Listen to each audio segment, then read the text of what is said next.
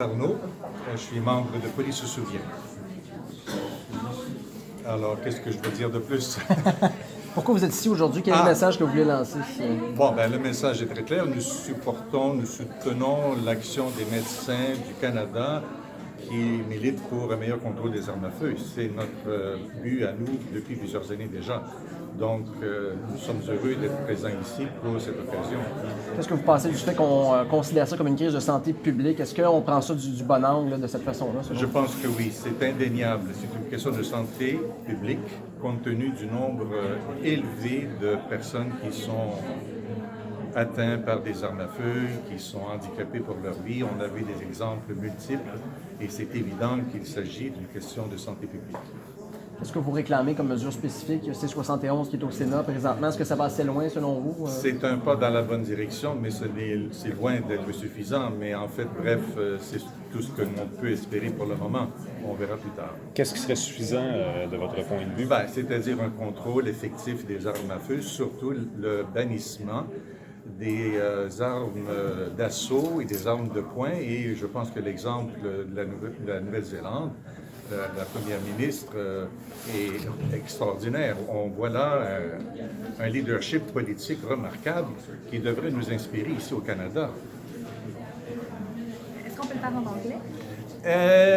Bon, moi, je voulais juste savoir, moi, j'ai un texte officiel, je ne sais pas si je dois le lire ou non. Vous me permettez? Oui. Ça ne va pas être trop long, j'espère. Bon. Juste un petit instant, s'il vous Oui, plaît. d'accord. Excusez-moi, monsieur. Alors, voilà. C'est en anglais, toi? Non, c'est en français. Alors, Excusez-moi, monsieur. j'ai vécu en zone de guerre en République démocratique du Congo, à l'époque le Zaïre, dans les années 90. Le chaos s'était progressivement propagé dans tout le pays, avec son lot de pillages et de conflits tribaux. Dans la brousse où j'étais, on avait déjà eu la visite de militaires pour intervenir dans un conflit entre chefs coutumiers. Ce jour-là, revenant à la maison, j'ai été directement menacé par un militaire. Il m'a simplement dit « Sikuyavite Guinée, Mie Nitawawe ». Ça veut dire, si je traduis, lors du prochain conflit, c'est moi qui vais te tuer. Alors j'ai immédiatement senti comme un boulet me tomber dans l'estomac. Puis je m'en rappelle très bien, là, vous pouvez être sûr. Alors, de fait, les rivalités tribales se sont accélérées. Les paracommandos sont revenus, soi-disant pour établir la paix en brûlant les villages. La plupart des expatriés avaient déjà quitté le pays.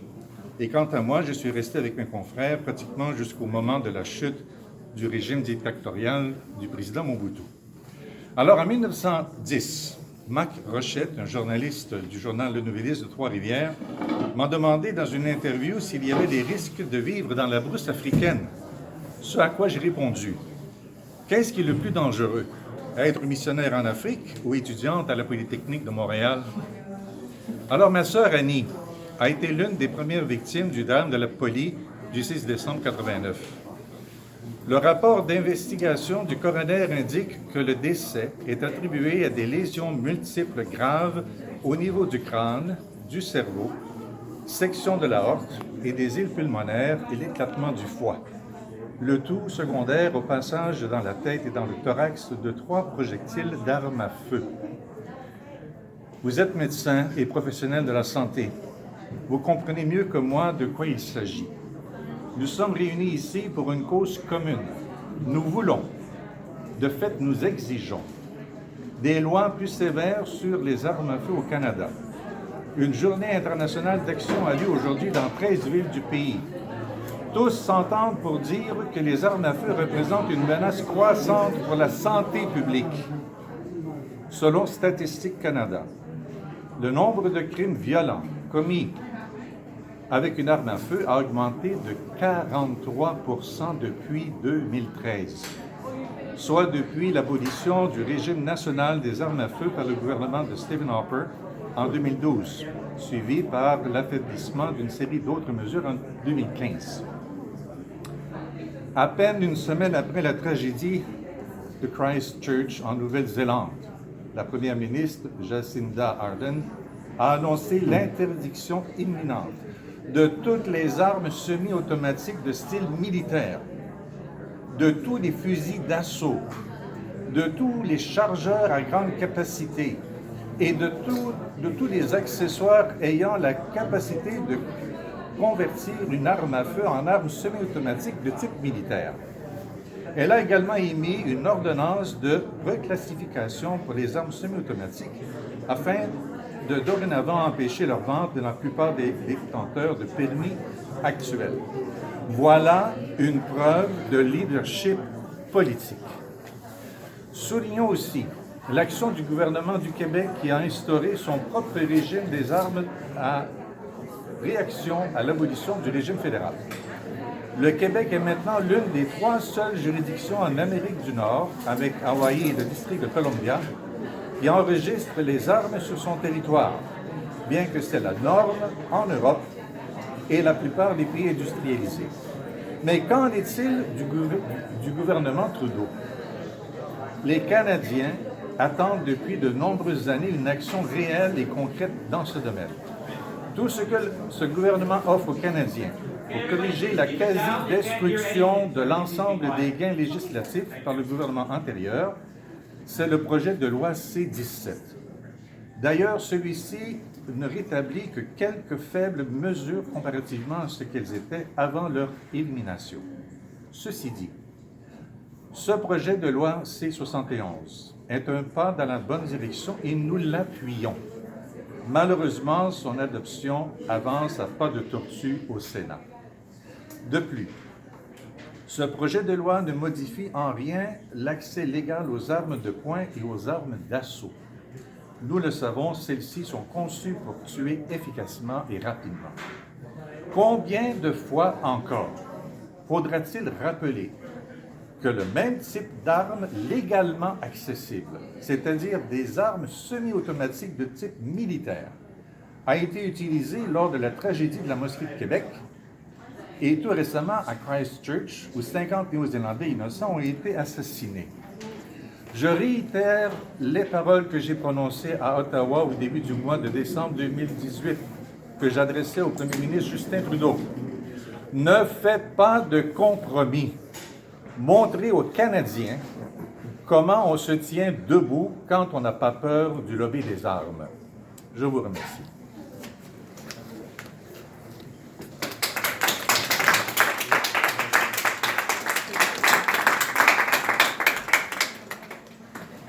Hello everybody, my name is Phil Vertsumis and I'm a 5th-year general surgery resident here at McGill, and I'm also the president of the McGill General Surgery Residency Committee.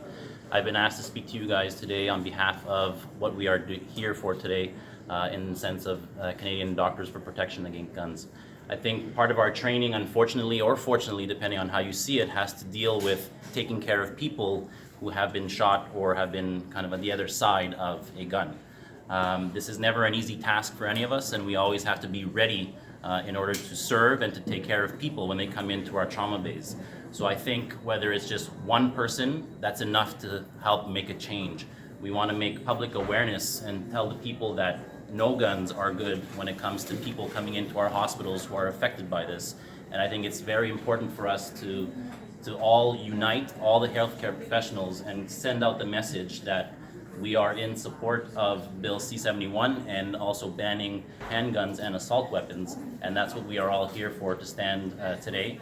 It's not just today that we should be talking about this, it's every day, and I think all together we are going to send a message across Canada today telling everyone why we are here and why it's so important to us.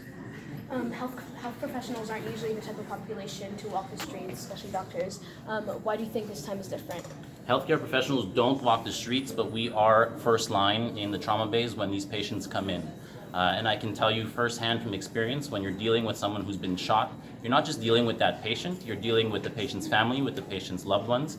And unfortunately, part of my training deals with how to speak to somebody once their family or loved one is no longer alive because of the damage of guns. And so I think it's important for us to kind of send out that message. Even as people who are working in the hospitals, I also walk out of the hospital and I'm a member of society like everybody else as well. Do you speak French? Je parle un petit peu de français. Alors, dites-nous, grosso modo, quel est le message que vous souhaitez lancer aujourd'hui? Le message pour nous, c'est simplement qu'on est contre l'utilité des fusils, weapons, guns. C'est difficile pour moi de m'exprimer complètement en français, mais on est ici, tout le monde, les médecins, les résidents, les infirmières, tout le personnel de l'hôpital pour donner un message que la raison pourquoi on est ici est importante parce qu'on traite les patients à chaque jour qui viennent, qui sont guns have been, Utilisé. tirés par balle. Puis c'est important pour nous autres de passer ce message-là.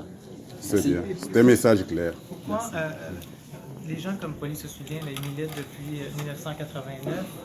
Pourquoi maintenant, pourquoi avec les médecins ça fonctionnerait? Bien, je pense qu'il faut faire tout ce qu'on peut pour donner le message. Puis des fois, si les médecins puis la communauté médicale rentrent dans la discussion, ça peut aider à pousser les choses. Je sais que depuis l'an de 2013, on voit qu'il y a une montée au Canada des personnes qui sont atteintes par balle par rapport à la violence qui arrive. Alors c'est important de continuer de parler de ce message-là, puis c'est jamais tard d'envoyer le message.